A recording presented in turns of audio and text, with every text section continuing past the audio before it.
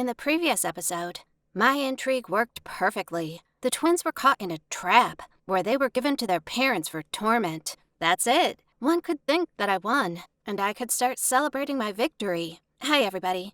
If you haven't watched the previous episodes yet, start with them, or you won't understand anything. And I'm Emma, and today is a day of my triumph. The situation in the house sharply became, unhealthy. William was never let out of his room. The girls were crying, and it seemed that at such a pace, we would be washed away, together with the house like in some cartoon. I was going about the house thinking about what changes I should start in the Smiths family, when my sisters and brother would go back to the shelters, and I tried not to be caught by the parents' eyes.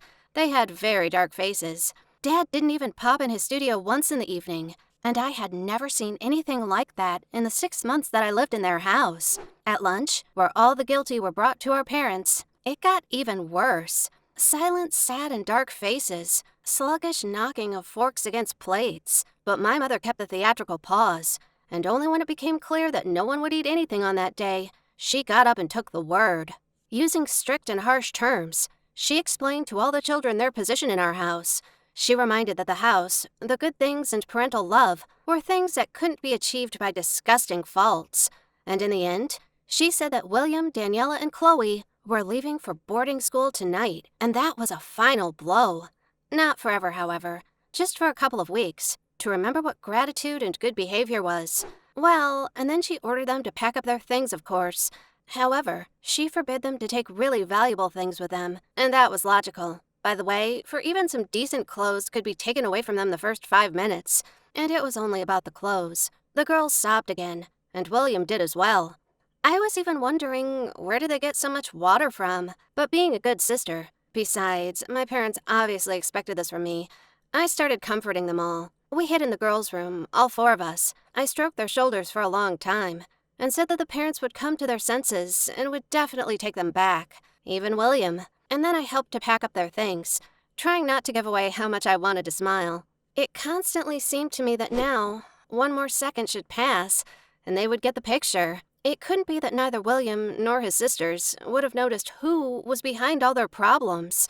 Especially as it didn't work perfectly for girls. They could have guessed about it. I was waiting for accusations, quarrels, and screams about how unjust and horrible everything was.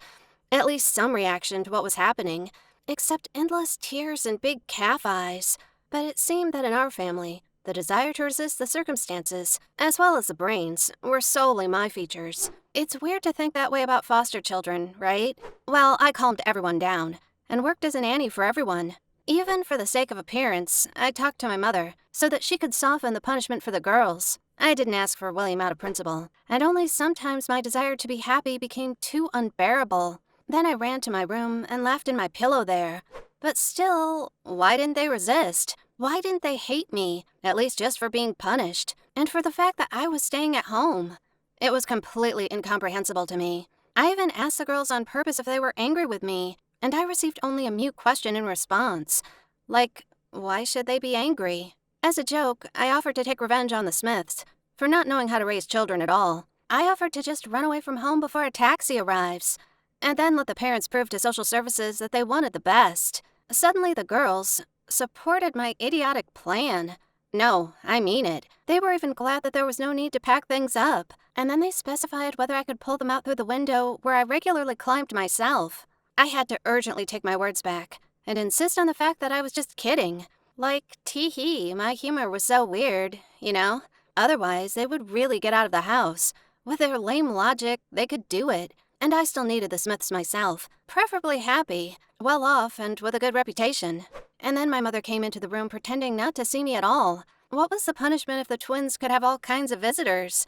And ordered the girls to get ready to go out. She said that they had another half hour, and it would be better for them not to be late, and that she was going to deduct the cost for a taxi from their account.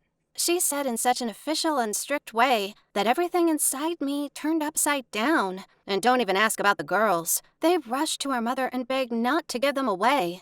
They cried again, and it was that instead of trying to make an agreement or something like that. If I were them, I would definitely try to make an agreement. I would blame everyone around me. I would say that I was set up, and play a card of emotions. And my mother had them, although she was called the Iron Lady. Well, I don't know, but I would do something.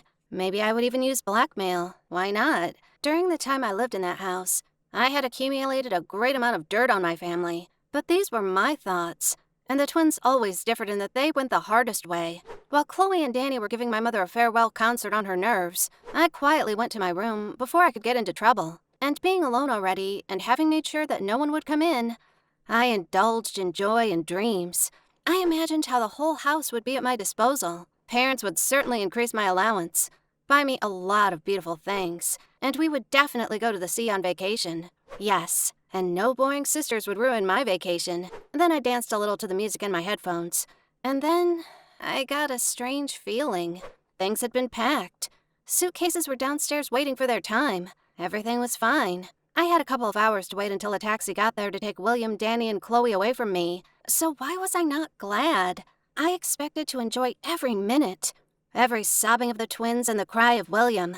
I had to shine with happiness. After all, I won. Once again, I did what I wanted, and now I only had to use my own success to the fullest.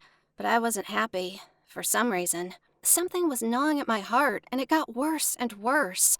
And I wanted to cry. I had completely ceased to understand myself. I had no heart. Everybody told me that. So where did all these wrong, superfluous emotions come from?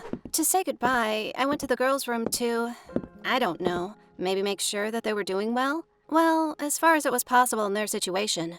I was still waiting for them to start blaming me, or at least say something to make me feel in my element again, like contempt, resentment, and all that. But there was nothing of the kind. The girls just hugged me from both sides, and remained so for a long time.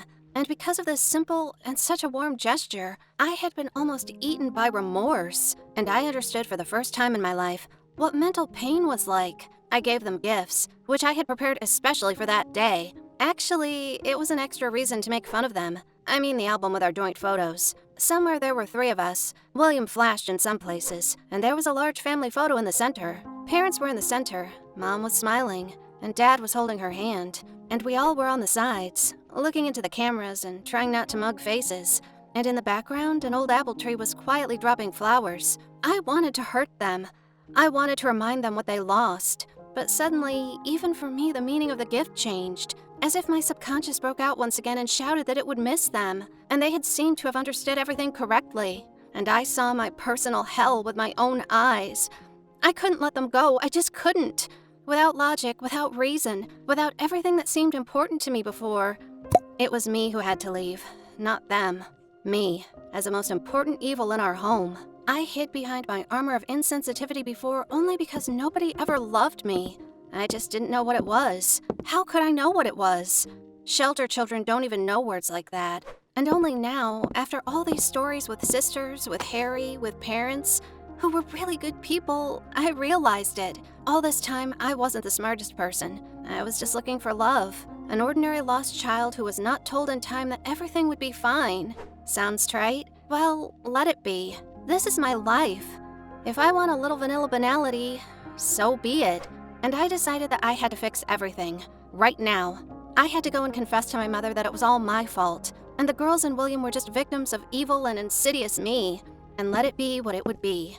It was very scary, but I knew that what I wanted to do was right. It wasn't logical, and it didn't pursue any goals, but it was just right and humanly. And let my mother punish me for sure. Perhaps send me back so that I wouldn't spoil good children with my behavior, but I was to blame for everything. I had to pay for it. That meant I had to turn the handle of my mother's office, lower my eyes, and subscribe to the channel to not miss the continuation of the story.